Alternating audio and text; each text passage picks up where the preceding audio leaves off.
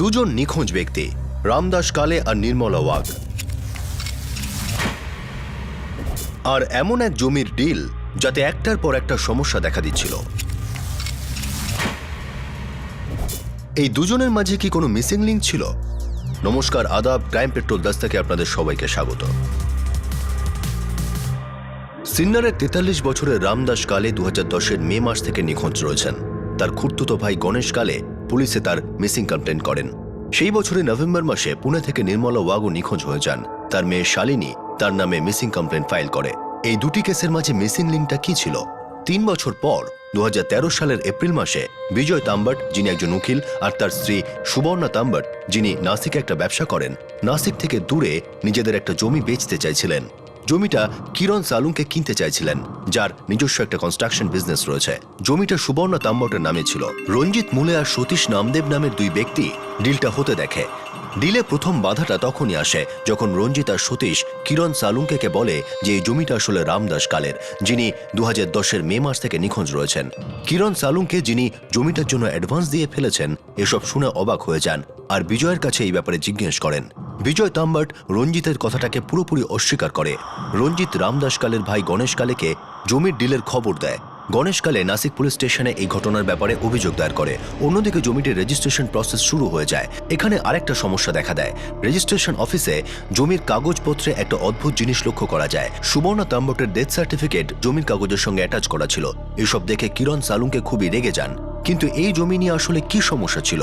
বিজয় তাম্বট, যিনি একজন উকিল, কোর্টে গিয়ে ডেথ সার্টিফিকেটের উপর স্টে অর্ডার নিয়ে আসেন। কিন্তু কোর্ট পুলিশকে এই ব্যাপারে তদন্তের নির্দেশ দেয়। কোর্টের মতে সুবর্ণা তাম্বটকে মৃত প্রমাণ করার জন্য নিশ্চয়ই কাউকে খুন করা হয়েছিল। পুলিশ এই জমির সঙ্গে যুক্ত দুটো ব্যাপার নিয়ে অবাক ছিল।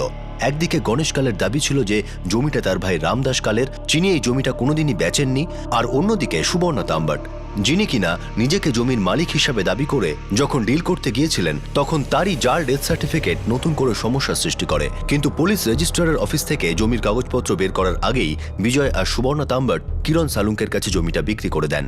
পুলিশ তদন্ত শুরু করে। সুবর্ণা তাম্বট বলেন যে উনি এই জমিটা শিরিডির গজানন রাজপুরের কাছ থেকে কিনেছিলেন। 2010 সালের অগাস্টে হওয়া এই ডিলের সাক্ষী হল জয়দেব কুমার। গণেশ কালে আরও বলেন যে রামদাস তাকে না জানিয়ে এই জমিটা বিক্রি করতে পারেন না। পুলিশ গজাননকে জিজ্ঞাসাবাদের জন্য ডেকে পাঠায়। গজানন বলে যে সে এই জমিটা রামদাস কালের থেকে কিনেছে। গণেশ খুবই চিন্তায় পড়ে যায়। পুলিশ যখন গণেশকে রামদাস কালের ছবি দেখায় তখন সে বলে যে ওটা রামদাস কালে নয়। তখন পুলিশের সন্দেহ হতে শুরু হয় যে গণেশ কালে তাদেরকে বোকা বানানোর চেষ্টা করছে। পুলিশ এবার রামদাস কালে আর গজাননের ভিতর হওয়া ডিলের পেপার খুঁজতে শুরু করে। এই পেপারগুলোতে অন্য একটা লোককে রামদাস কালে বলে দেখানো হয়, আর ডিলের সাক্ষী হল মুকেশ যাদব। পুলিশ তখন রামদাস কালের সঠিক পরিচয় জানতে উঠে পড়ে লাগে। সিন্নারে তার প্রতিবেশীদের জিজ্ঞাসা করে পুলিশ জানতে পারে গণেশ কালের সত্যি কথা বলছে, আর গজানন রাজপুরে একজন নকল রামদাস কালের সাহায্যে ওই জমিটা কিনেছিল। কিন্তু পুলিশ গজাননের বাড়িতে পৌঁছানোর আগেই সে পালিয়ে যায়।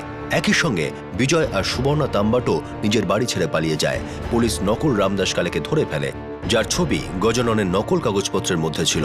জানা যায় লোকটির নাম মহেশ রাজপুরে, যে কিনা গজানন রাজপুরের একজন আত্মীয়। এবার তারপর আসল রামদাস কারে কোথায়? জানি না স্যার, আমাকে নকল রামদাস হওয়ার জন্য টাকা দেওয়া হয়েছে। টাকা কে দিয়েছিল? গজানন, তাই না? হ্যাঁ স্যার। এই গজানন কার জন্য কাজ করে?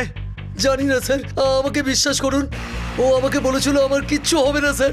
ও আমাকে বলেছিল যে ওর কোন এক উকিল আছে যে সবকিছু সামলে নেবে। উকিল? কে উকিল? স্যার স্যার আমি গজাননকে পুলিশ স্টেশনে ডেকেছিলাম, কিন্তু ও বাড়ি ছেড়ে কোথায় পালিয়ে গেছে। ওর মোবাইলটাও বন্ধ। ওই যে উকিল বিজয় আর ওনার স্ত্রী সুবর্ণা, ওরা দুজনেও নিজের বাংলো থেকে পালিয়ে গেছে। ওরা দুজন ওখানে রেন্টে ছিল, আর এখন ওদের দুজনেরই ফোন বন্ধ। মানে একটা কথা জলের মতো পরিষ্কার, এই প্ল্যানে এরা সবাই জড়িত। কিন্তু বুঝতে পারছি না এই মামলাটা আসলে কি।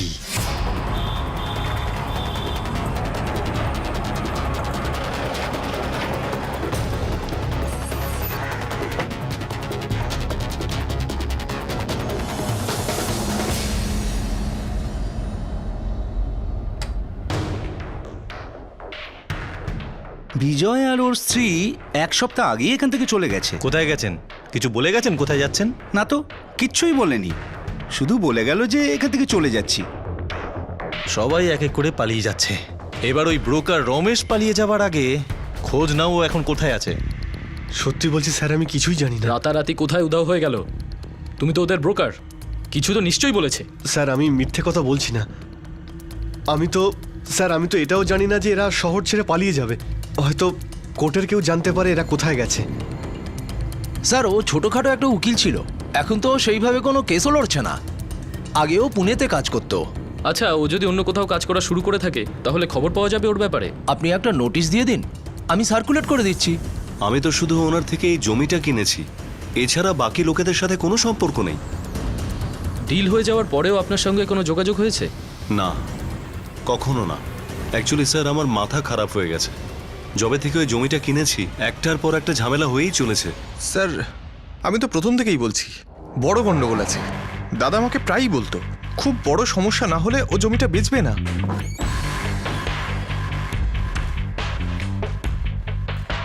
গণেশ, আপনাকে আমি কথা দিলাম, সত্যিটা আমি মাটি খুঁড়ে বের করব, যেখান থেকে এটা শুরু হয়েছিল সেইখান থেকে।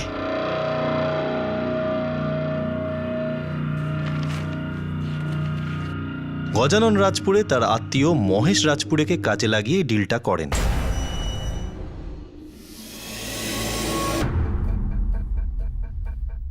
তারপর গজানন এই জমিটা বিক্রি করেন সুবর্ণা দেবীকে, যার উইটনেস জয়দেব কুমার। এখন সবাই গা ঢাকা দিয়েছে আর সবার ফোনও বন্ধ। একটা কথা বুঝতে পারছি না, এই সুবর্ণা দেবীর ডেথ সার্টিফিকেট এর মাঝখানে কি করে এলো? এটা পুনের মিউনিসিপ্যাল কর্পোরেশনের গোরেগাঁও পার্কের শ্মশানঘাট থেকে দিয়েছে।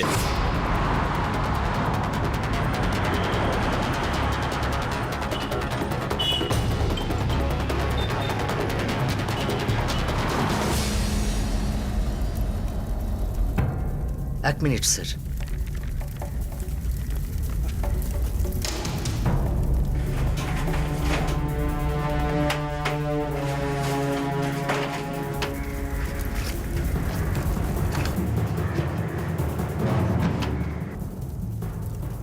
নাম সুবর্ণা।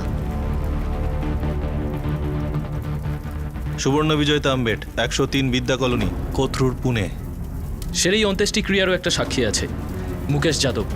মানে সত্যিই কাউকে শ্মশানে পোড়ানো হয়েছিল। এই কেসটা মনে হচ্ছে খুবই গভীর আর খুব পেঁচালো।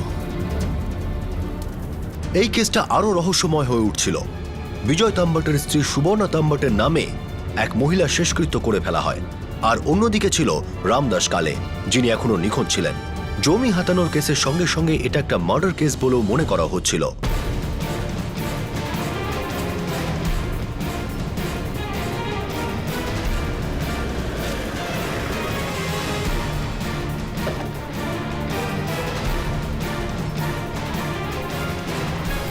স্যার, আমরা তো কয়েকদিন হলো এখানে এসেছি।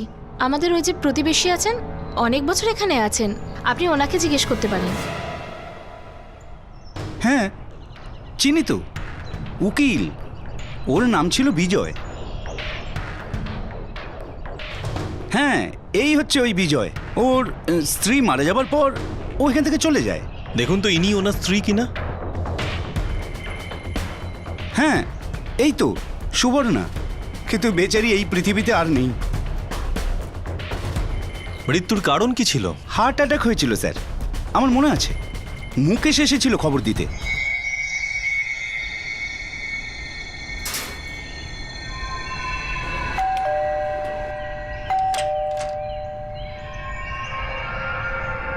শুনে চমকে গেছিলাম স্যার। বয়স ওই 40-42 হবে।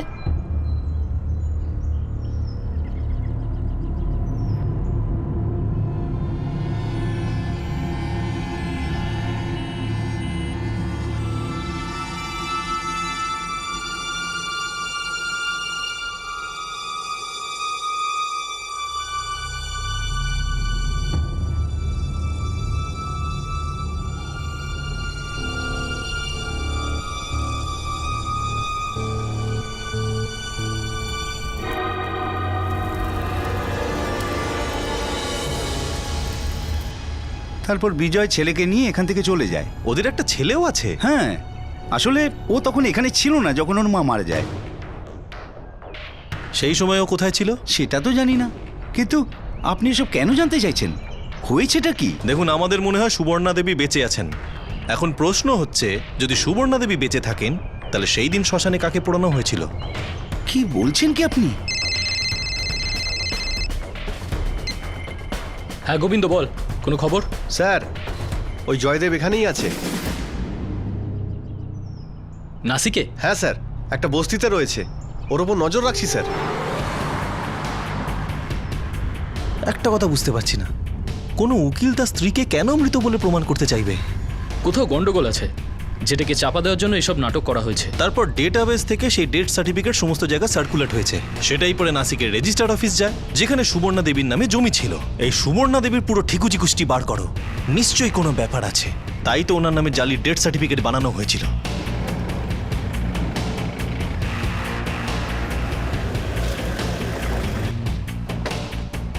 স্যার ওই উপরের ঘরটায়। চলো।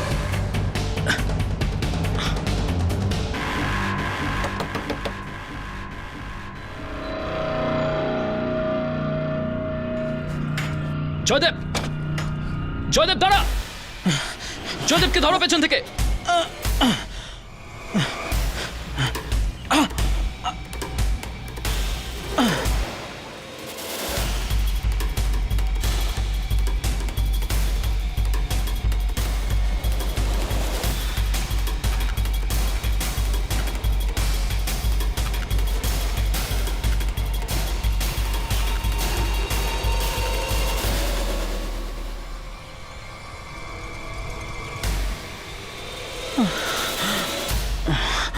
জয়দেব কুমার, যে গজানন রাজপুরে আর সুবর্ণা তাম্বটের মধ্যে হওয়া জমির ডিলের সাক্ষী ছিল, সেই রামদাসকালের নিখোঁজ হওয়ার রহস্যের সমাধান করে। এটা খুবই অদ্ভুত আর মারাত্মক একটা অপরাধ ছিল।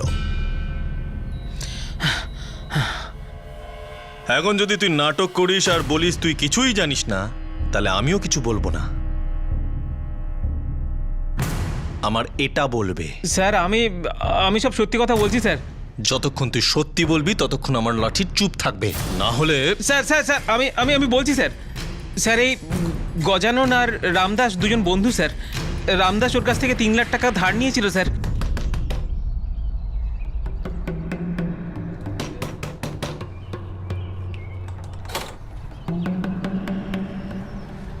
কিরে রামদাস, ফোন ধরছিস না কেন?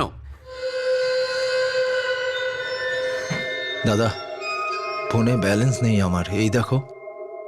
আমাকে তুই পাগল ভেবেছিস নাকি? ইনকামিং এর জন্য পয়সা লাগে কবে থেকে? কি বলবো তোমায়, কি করব?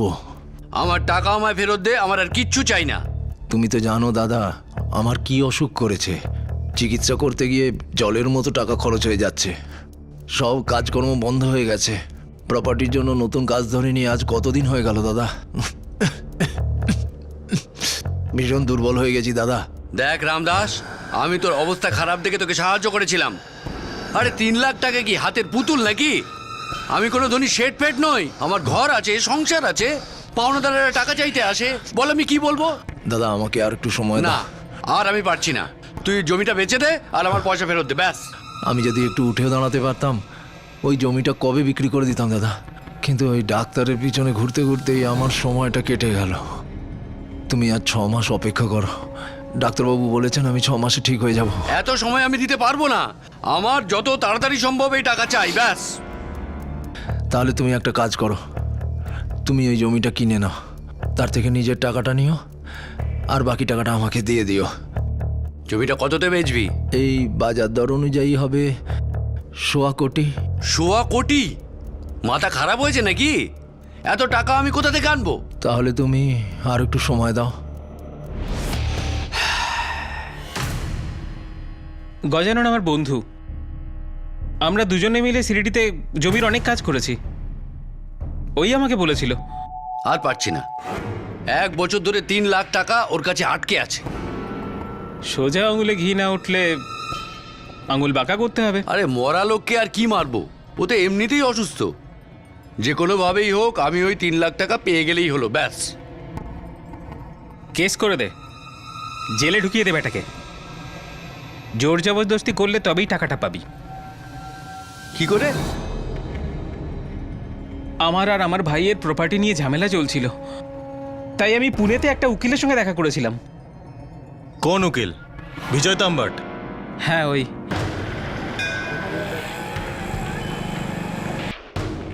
ও প্রপার্টির রেট কি বলেছে? 1 কোটির ওপরে বলছে। জায়গাটা বড়, কিন্তু তাতে আমার আর কি? আমার তো শুধু আমার টাকাটা পেয়ে গেলেই হলো। ওর উপর রাহাজানির কেস করা যেতে পারে। কেস কোর্টে তো পৌঁছে যাবে, কিন্তু ওর অসুস্থতার জন্য কোর্ট ওকেই সাই দেবে। কেস কোর্টে ঘুরতে থাকবে, আর তার মধ্যে ও যদি মারা যায় তাহলে নিচে কেস বন্ধ। তোমার টাকাও পাবে না, আর আমার ফিসও দিতে হবে। তোমার ডবল লোকসান। তো তো আমি কি করব?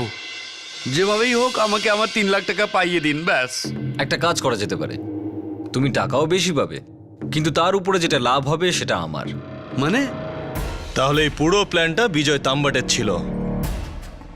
হ্যাঁ হ্যাঁ স্যার।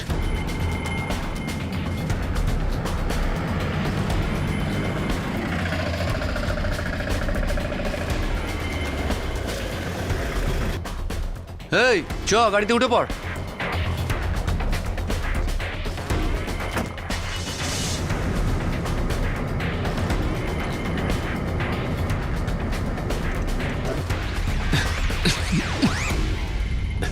আচ্ছা দাদা, আমরা কোথায় যাচ্ছি? এই তো কাছেই।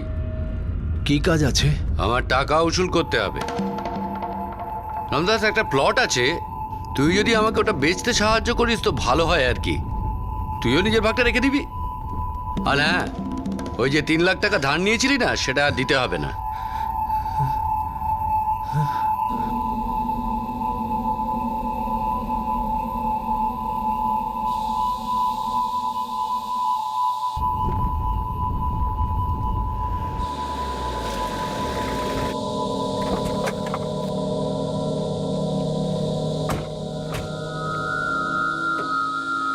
আয়, বাইরে আয়।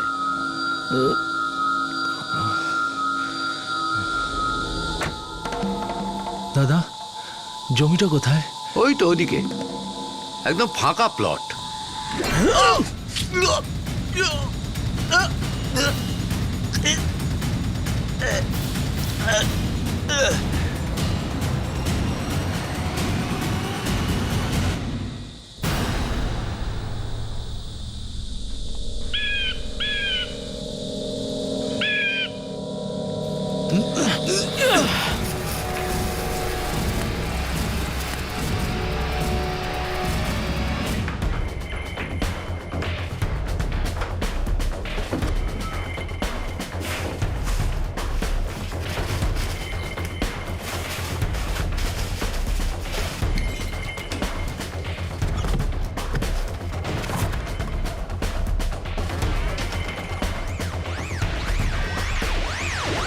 তোকে আর কিচ্ছু করতে হবে না, এসে একটা সাইন করবি আর টাকা নিয়ে যাবি। কোনো ঝামেলা হবে না তো? না না, কোনো ঝামেলা নেই।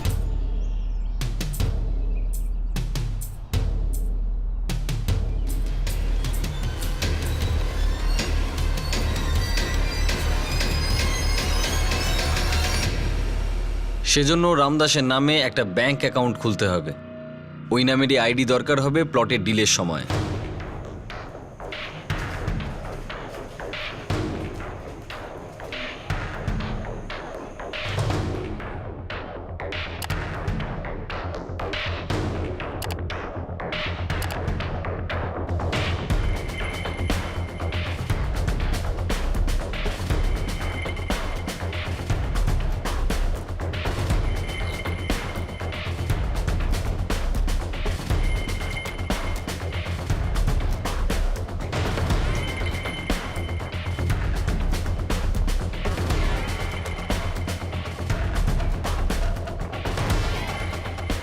দারুণ।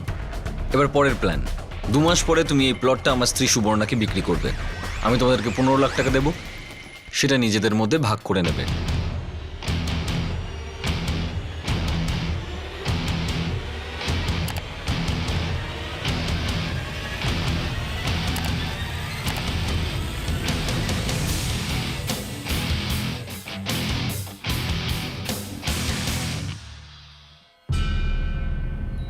এই কি মুকেশ যাদব? হ্যাঁ স্যার, এ বিজয়বাবুর অ্যাসিস্ট্যান্ট ছিল, আর এই সাক্ষী ছিল। আমি তো শুধু সুবর্ণা দেবী আর গজাননের মাঝে লেনদেনের সাক্ষী ছিলাম। বিজয় তাম্বট তার স্ত্রী সুবর্ণা তাম্বটের জালি ডেথ সার্টিফিকেট বানানোর জন্য কাকে খুন করেছিল? সেটা আমি কি করে জানবো স্যার? আমি তো শুধু এই লেনদেনে ওদের সঙ্গে ছিলাম। গজানন কোথায়? গজানন কোথায়? স্যার এই তো নাসিকে। আরে কি করছেন স্যার? চল। আরে ছেড়ে দিন স্যার, আমি কিছু করিনি। শুনুন না স্যার, স্যার শুনুন। যাচ্ছেন কি করেছে কেন?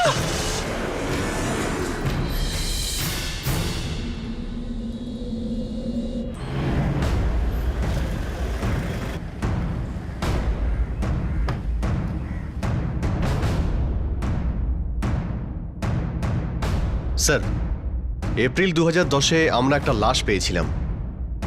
এই হলো তার কাগজপত্র।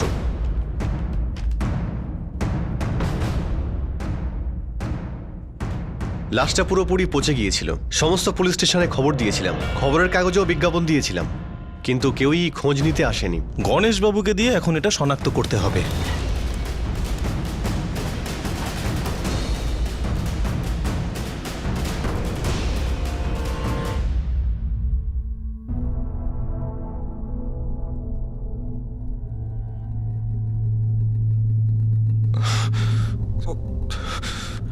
হ্যাঁ স্যার,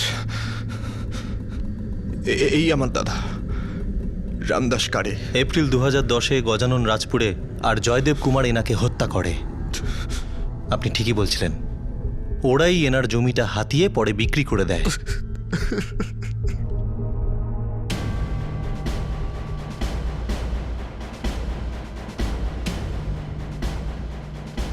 সাইটের কাজ বন্ধ করে দাও। এটা কোনো জমি না ঝামেলা কিনেছি।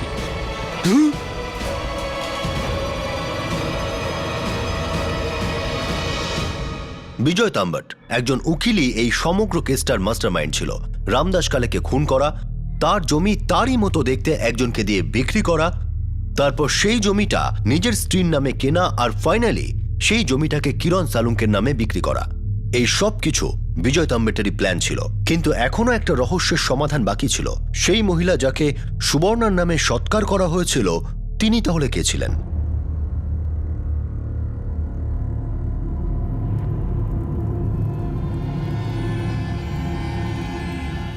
স্যার স্যার এই সুবর্ণা দেবী কানপুরের বাসিন্দা। ওখানে একটা ইনভেস্টমেন্ট স্কিম চালাতেন।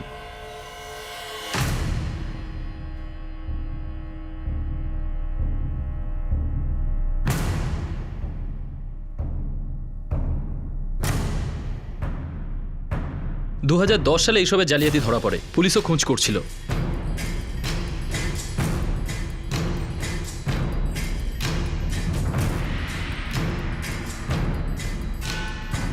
সুবর্ণা তাম্বট তাহলে 420 বেরোলো। আগে হ্যাঁ স্যার, আর 2010-এর নভেম্বরে এই কেসের ফাইলও বন্ধ করা হয়েছিল। এই জন্য তার মৃত্যুর নাটকটা করা হয়েছিল, যাতে ওর বিরুদ্ধে চলা কেসটা বন্ধ হয়ে যায়। ঠিক তাই। আর একটা কথা, এই জালি ডেথ সার্টিফিকেটটা বিজয় নিজেই কানপুর পুলিশের কাছে পাঠিয়েছিল। আগে হ্যাঁ, আমরা সুবর্ণা দেবীর নামে ওয়ারেন্ট জারি করেছিলাম, পুলিশ লুকআউট নোটিশও জারি করে, কিন্তু নভেম্বর 2010-এ ওর হাজব্যান্ড একটা ডেথ সার্টিফিকেট পাঠায়। Thank you mister Srivastava. যদি আমাদের আরও কিছু ডিটেলের দরকার পড়ে তাহলে আমি আবার ফোন করব। পুরো প্ল্যানটা ওই বানিয়েছিল। গজাননকে রামদাসকে খুন করতে প্ররোচিত করে যাতে ওর জমিটা হাতাতে পারে, আর নিজের স্ত্রীর বিরুদ্ধে চলা ক্রিমিনাল কেস বন্ধ করতে কাউকে মার্ডার করার প্ল্যান করে, যেটাও পুনেতে করেছিল। হতে পারে তিনি কোনো নিখোঁজ মহিলা ছিলেন। সুবর্ণার যে ছবিটা কানপুর থেকে এসেছে সেই ছবিটা স্টেটের প্রত্যেক কটা পুলিশ স্টেশনে ফ্যাক্স করে দাও, মহারাষ্ট্রের বাইরেও পাঠিয়ে দাও।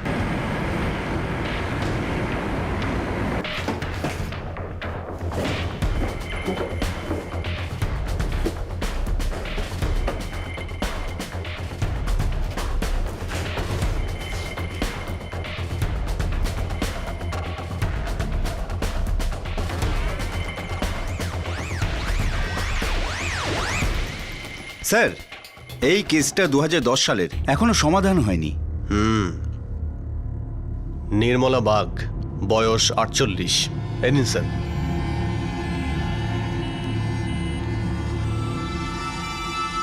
নির্মলা বাগ আমার মা। জমির একটা মামলা নিয়ে খুব চিন্তায় ছিল।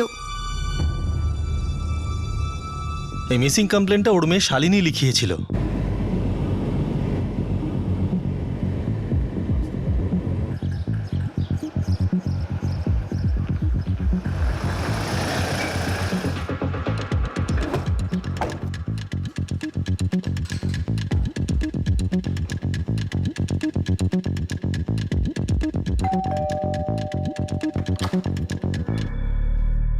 শালিনী? হ্যাঁ বলুন, আমি শালিনী। আমার মায়ের ব্যাপারে কোনো খোঁজ পেলেন? কোথাও পাওয়া গেল তাকে? পাওয়া যায়নি।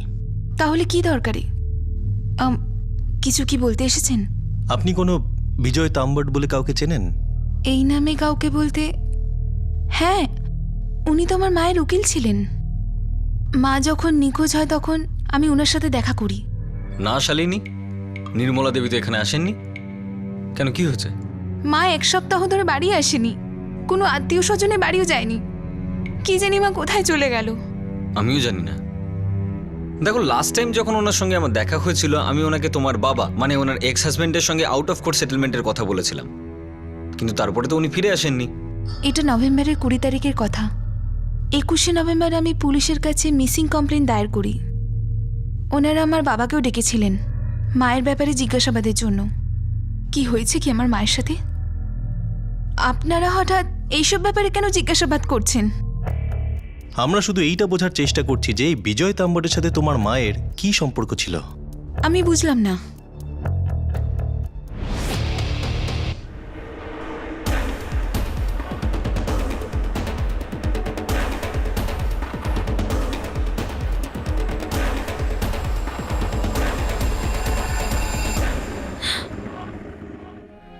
কানপুরে বিজয় তাম্বটের স্ত্রীর বিরুদ্ধে কেস চলছিল। সেটাকে বন্ধ করতে বিজয় তাম্বট তার স্ত্রীর মৃত্যুর নাটক রটায়। আমাদের অনুমান হয়তো এর জন্যই বিজয় তাম্বট তোমার মায়ের হত্যা করে।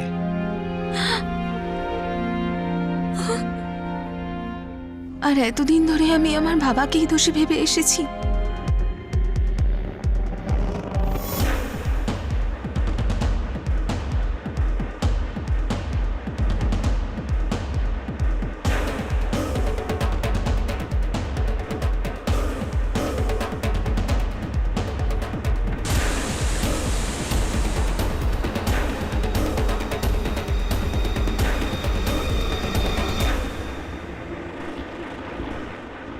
শিলা, শিলা, কি হয়েছে?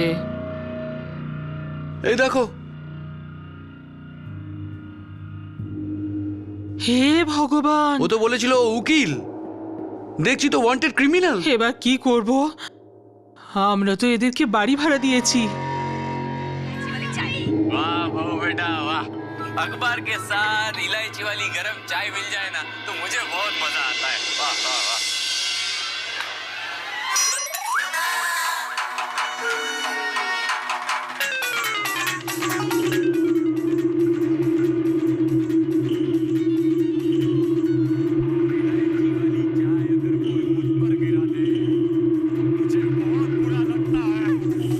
সুবর্ণা, এই দেখো।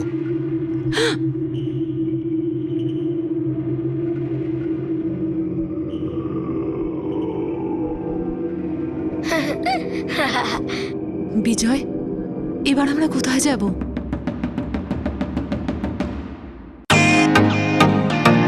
Welcome to bitten world. How may I assist you? নতুন ফ্ল্যাটের জন্য একটা স্ট্যান্ড ফ্যান আর কুলার নেব। এই পচা গরম থেকে একটু স্বস্তি চাই। বাজার চলতে সব ব্র্যান্ড আর ভরসাযোগ্য নয়। তার জন্য তো আমাদের ফ্যান আছে, all purpose bullet table fan, ceiling fan. আমাদের সিলিং ফ্যান কিন্তু 30 মাসের ওয়ারেন্টি সহ পাওয়া যায়। আছে ফারাটা 2 বছরের ওয়ারেন্টি, 17 থেকে 20 মিটার এয়ার ফ্লো। মধ্যবিত্তের সাধ্যের মধ্যে একমাত্র ভরসাযোগ্য ব্র্যান্ড বিটেন। আমাদের কুলারের কিন্তু অনেক range, 45 litres, 50 litres, 70 litres, 90 litres, 110 litres. Honeycomb সহযোগে বিটেনের সব কুলারের ওয়ারেন্টি 1 বছর। চেনা হাওয়ায় অচেনা অনুভূতির জন্য একমাত্র আদর্শ বিটেন। গরমে স্বস্তি পেতে বিটেনের ফ্যান হোক বা কুলার, আজই আনুন বাড়িতে। Beaten, digitally yours.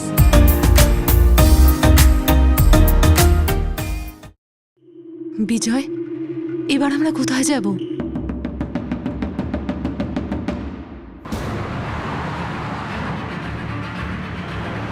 Sir, Mumbai police ওদের বাড়ি পৌঁছে গেছে।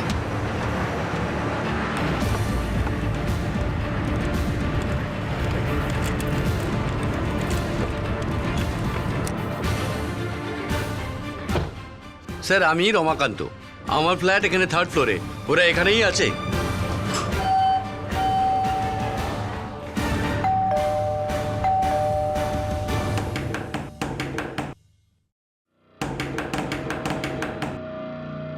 বিজয়, বাইরে পুলিশ এসেছে। যে ভয়টা পাচ্ছিলাম সেটাই হলো। রমাকান্ত দা পেপারে পড়ে ফেলেছে হয়তো।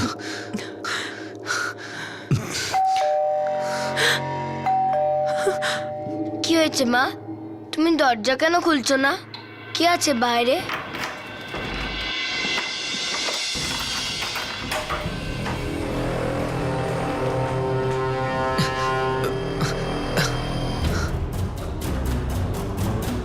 মা,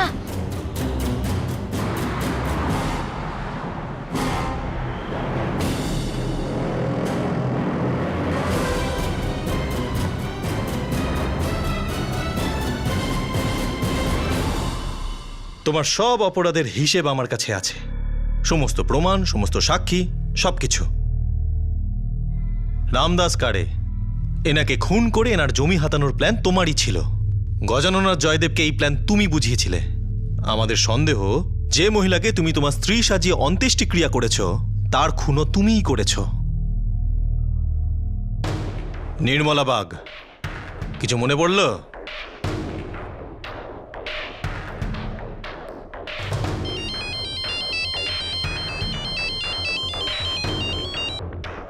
হ্যালো, মিস্টার বিজয় কথা বলছেন? আপনি কে? আমি কানপুর পুলিশ স্টেশন থেকে বলছি। Hello hello hello. কানপুর পুলিশের ফোন ছিল। হ্যাঁ, আমাদের এই ঝামেলা থেকে বেরোতে হবে। এভাবে কতদিন আমরা মোবাইল নাম্বার আর ঠিকানা বদলে যাব? একটা রাস্তা তো বার করতেই হবে। এই কেসটাকে গুম করতেই হবে।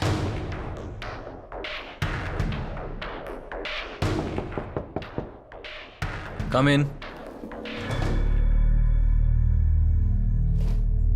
আরে নির্মলা দেবী, আসুন। বিজয়বাবু, আর কতদিন লাগবে কেসটা শুরু করতে? নির্মলা দেবী দেখুন, উনি আপনার হাজবেন্ড ছিলেন। আমি বলবো যে আপনারা কোর্টের বাইরে নিজেদের মধ্যে বোঝাপড়া করে নিন। না না, আমি কোনো বোঝাপড়া করব না। ও আমায় একটা টাকাও দেবে না। এই ব্যাপারে কি আমি ওনার সঙ্গে বা ওনার উকিলের সঙ্গে কথা বলবো? আর আমি যদি বোঝাপড়ায় না রাজি হই তো? তখন তো কোর্টের দরজা সবসময় খোলা। কিন্তু আমি যেটা বলতে চাই, প্রথমে এই আইনি ঝামেলাগুলোকে সরিয়ে রেখে কাজ করা উচিত। যদি কিছু না হয় তাহলে আমরা যে কোনো সময় কোর্টের দরজার কড়া নাড়াতেই পারি। আমার জমি জায়গা পয়সা কিচ্ছু চাই না। আমি শুধু চাই ওকে শাস্তি দিতে। আমার জীবনটা শেষ করে দিয়েছে। আমার জীবনটাকে ও নরক বানিয়ে ছেড়েছে। মাঝে মাঝে ভাবি কেন যে আমি বেঁচে আছি। কিন্তু আমি বেঁচে থাকবো শুধুমাত্র ওকে শাস্তি দেওয়ার জন্য। ঠিক আছে, আমরা আগামী সপ্তাহে দেখা করছি। ততদিনে আমি আপনার হাজবেন্ড বা ওনার উকিলের সঙ্গে কথা বলার চেষ্টা করছি। যদি কথা বলে তো ঠিক আছে, নাহলে কোর্টে যাব।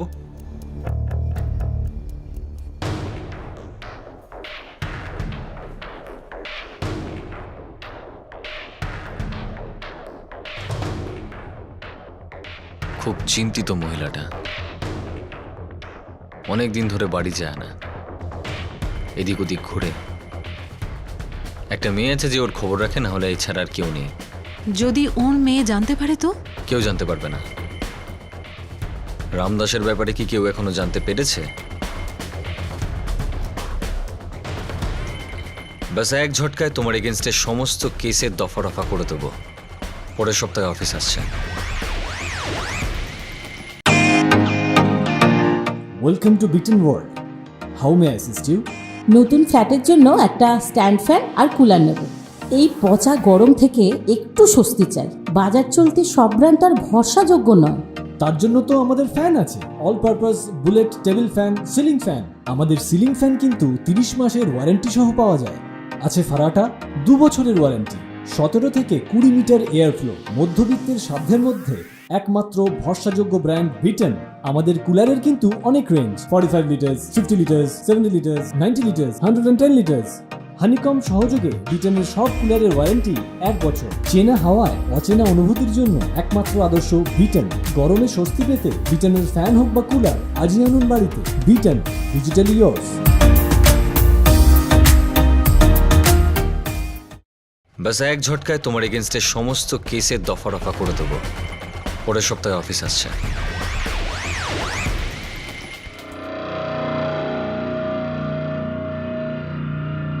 স্যার, মৃত্যুর কারণ হার্ট অ্যাটাক লেখা আছে।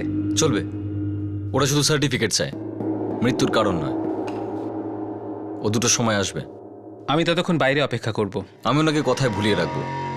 তুমি ফাইল দেওয়ার বাহানায় ভিতরে চলে এসো, তারপরে তুমি জানো কি করতে হবে।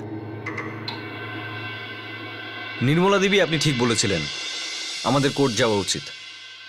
এই কেসটা আপনি জিতবেন। আমিও সেটাই চাইছি। Come in. হ্যাঁ মুকেশ? স্যার, এই কিছু নতুন ফাইল এসেছে। ওই কাবার্ডে রেখে দাও। হ্যাঁ স্যার। হ্যাঁ তো নির্মলা দেবী, আমি পিটিশন তৈরি করে আপনার কাছে পাঠিয়ে দেবো। ঠিক আছে, আমরা আগামী সপ্তাহের মধ্যে পিটিশন কোর্টে ফাইল করে দেবো।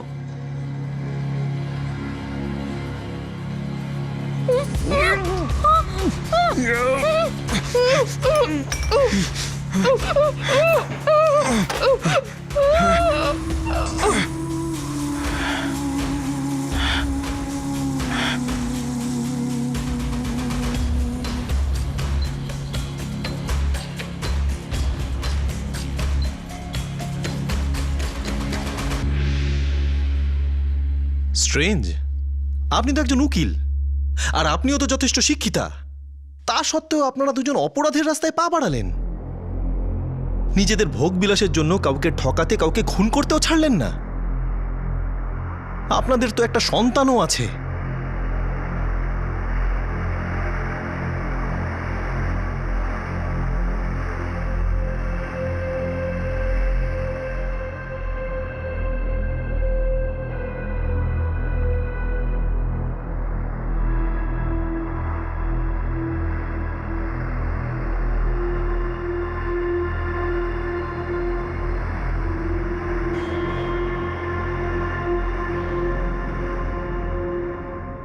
জানি না কি হবে। ওই লোকগুলো তো ধরা পড়েছে, কিন্তু দাদার জমিটার যে কি হবে সেটা আমি জানি না। আমি সব সময় ভাবতাম মা হয়তো পাগল হয়ে গেছে। আচ্ছা বাবা, তুমি কি কিছু... আমি জানি মা, তুই ভাবিস যে তোর মাকে আমি হয়তো কিছু করেছি। এ কথা ঠিক, আমাদের মধ্যে কখনো বনিবনা ছিল না। আমরা একে অপরকে কষ্টই দিয়েছি, কিন্তু আমি এতটা নিষ্ঠুর নই যে এইরকম কিছু করব।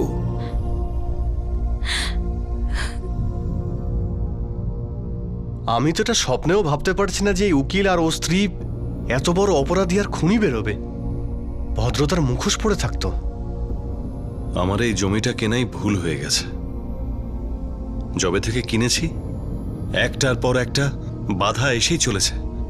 এটা জমি নয়, মাথা ব্যথা কিনেছি, মাথা ব্যথা। গজানন আর জয়দেবকে আইপিসির ধারা 302 অনুযায়ী খুনের দায়ে, 420 অনুযায়ী প্রতারণার জন্য আর 471 অনুযায়ী নকল নথি জমা দেওয়ার জন্য অভিযুক্ত করা হয়েছে। বিজয় তাম্বট আর সুবর্ণা তাম্বটের বিরুদ্ধে আইপিসির ধারা 302 অনুযায়ী খুনের জন্য, 120 বি অপরাধমূলক ষড়যন্ত্রের জন্য, 201 অনুযায়ী প্রমাণ লোপাটের জন্য, 419 অনুযায়ী অন্যের নামে প্রতারণা করা, 420 অনুযায়ী প্রতারণা করা আর 471 অনুযায়ী নকল নথি জমা দেওয়ার জন্য অভিযুক্ত করা হয়েছে। সব অভিযুক্তই এখন পুলিশ হেফাজতে আছে। দুজন নিখোঁজ ব্যক্তি, রামদাস কালে আর নির্মলা ওয়াগ। একজনকে খুন করা হয় তার জমি হাতানোর উদ্দেশ্যে, আর অন্যজনকে একটা ভুয়ো ডেথ সার্টিফিকেটের ফ্রড করার জন্য খুন করা হয়। যদি গণেশ কালে তার ভাই রামদাস কালের চিন্তা করে তার জমির উপর সমানে নজর না রাখত, পুলিশকে এই প্রতারণার বিষয়ে না বলতো, তাহলে এই অপরাধের কথা কেউ জানতেই পারত না। আর বিজয় এবং সুবর্ণা তাম্বট না জানি কত লোককে এভাবে নিজেদের জালে ফাঁসাতো। এই কেস থেকে যে ব্যাপারটা সামনে আসছে তা হলো অন্যের পরিচয়কে নিজের বলে চালানো ফেক আইডেন্টিটি বানানো কত সহজ, নকল কাগজপত্র দেখিয়ে কোটি টাকা সম্পত্তি হাতানো কত সহজ, এমনকি একজন অপরাধীর পক্ষে নকল ডেথ সার্টিফিকেট বানানোটাও খুবই সহজ হয়ে গিয়েছে। এর একটা অকাঠ্য প্রমাণ হলো আধার কার্ড, যার জন্য সুপ্রিম কোর্ট পর্যন্ত পরিষ্কার বলে দিয়েছে যে ওটা কোনো আবশ্যক পরিচয়পত্র নয়। কারণ এটা জানা সত্ত্বেও যে এর জন্য বায়োমেট্রিক্স বা প্রচুর মিনি ডিটেলিং এর দরকার পড়ে, মানুষের আধার কার্ড বানানোর গোটা প্রক্রিয়ার মধ্যে অনেক ক্ষেত্রে অবহেলা করা হয়েছে। অনেক ক্ষেত্রে রোজগার গ্যারান্টি যোজনাতে এই ধরনের নকল পরিচয়পত্র ব্যবহার করে অনেক লোক সরকারি টাকা চুরি করছে। এমনকি এমন সব লোকের পরিচয় ব্যবহার করা হচ্ছে যারা এখন আর বেঁচেই নেই। সমস্ত নিয়ম কানুন, সমস্ত প্রক্রিয়া তার জায়গায় ঠিকই আছে, আমাদের শুধু সেইগুলোকে মজবুত আর কঠোর করা প্রয়োজন। আমাদের দেশের এত জনসংখ্যার ভিত্তিতে সব মানুষের তথ্য জোগাড় করা আর সেগুলোকে মেনটেন করা খুব একটা সহজ কাজ নয়, কিন্তু এটা অসম্ভবও নয়। আমরা যে পদ্ধতি ব্যবহার করি তার জন্য পুরো প্রক্রিয়াটা অনিয়মিত হয়ে পড়ে, কারণ পাবলিক সিস্টেমের প্রতিটা ক্ষেত্রে দুর্নীতি আর ঘুষ খাওয়া এমনভাবে জেঁকে বসেছে, তাতে এটা বোঝা যায় না যে এই অনিয়মিত কাজগুলি না জেনেই বেড়ে চলেছে নাকি জেনে শুনে বাড়ানো হচ্ছে। মিথ্যে আইডেন্টিটি নিয়ে বোগাস ভোটিং করা আর করার জন্য উৎসাহিত করাটাও একটা অপরাধ। আগামী পর্বে একটা নতুন অপরাধ, একটা নতুন কেস নিয়ে আবারও আমরা হাজির হব ক্রাইম পেট্রোল দাস্তাকে। ততক্ষণ নিজের খেয়াল রাখবেন, সুরক্ষিত থাকবেন, আর মনে রাখবেন, আমরা অপরাধ লুকোনোর যত চেষ্টাই করি না কেন, অপরাধ নিজের কিছু চিহ্ন রেখে যাবেই। জয় হিন্দ।